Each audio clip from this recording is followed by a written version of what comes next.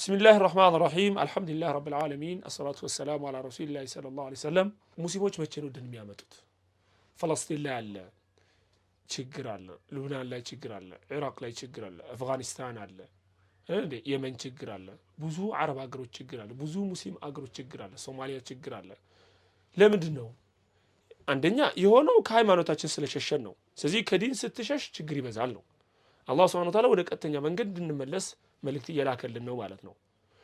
ይሄን ድል የምናመጣው ደግሞ እንደነበር ነው። ምን ሆነ? መቼ ነው? ወደ ሃይማኖታችን ስንመለስ፣ ተውበት ስናደርግ፣ ቁርአን ሐዲስን ስንተገብር፣ አንድ ስንሆን፣ በቁርአንና በሐዲስ አንድ ስንሆን ሁሉም ነገር ቀላል ነው። እንኳን ይሄ ሁሉ ኡማ 2 ቢሊዮን የደረሰ በዓለማችን ድሮ መካና መዲና 2 ከተማ ብቻ ሆኖ መዲና ብቻ ሁና ስንት እንዳደረጉ እናውቃለን እኮ አይደል እንዴ? መካና መዲና ሆኖ እኮ የፐርሺያና የሮማን ኢምፓየር የጣለ ሃይማኖት ነው፣ ህዝብ ነው። ይሄ እስልምና ህዝብ ማለት ገብቷችኋል? ይሄ ኡማ ቀላል አይደለም። አላህ ሱብሓነሁ ወተዓላ ያግዘዋል።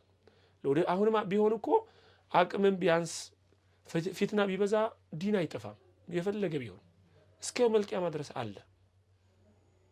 ስለዚህ ያው ሱሐቦቹ መካና መዲና ብቻ ይዘው የዓለማት ትልቅ መንግስታት የሚባሉት እነ ፐርሺያና እነ ሮማንን ያሸነፈ ነው። ያውም ሁለቱንም ባንዴ ነው የተዋጋቸው።